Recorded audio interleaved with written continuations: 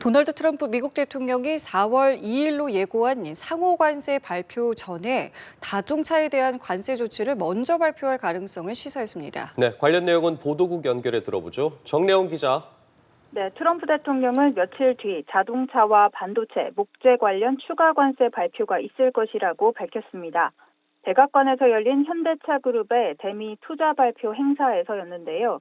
향후 며칠 내 상당히 가까운 시일 안에 발표가 있을 것이고 또 4월 2일엔 예고한 대로 상호 관세 발표가 이어질 거라고 말했습니다. 같은 날 오전 강요회의에서는 의약품 관세도 언급하며 매우 가까운 미래에 발표하겠다고 했습니다. 정확한 품목과 시점을 밝히지는 않았지만 상호 관세 발표에 앞서 특정 품목에 국한된 추가 관세 발표가 있을 것으로 보입니다.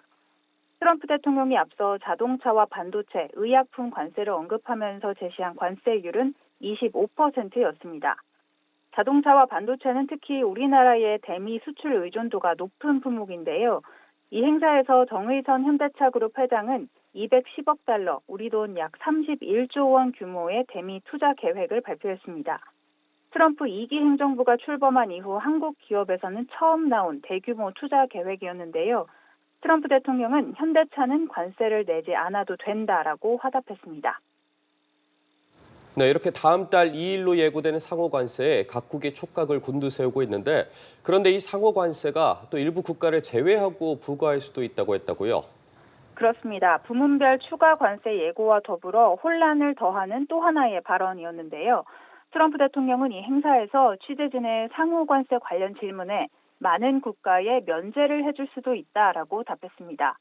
또 상호 관세율 수준에 대해서도 미국이 상대국보다 낮은 관세율을 적용하게 될 수도 있다며 유연한 조치도 가능하다는 점을 시사했습니다. 미국이 상대국과 똑같은 수준으로 상호 관세를 부과하면 상대가 감당할 수 없을 것 같기 때문이라는 건데요.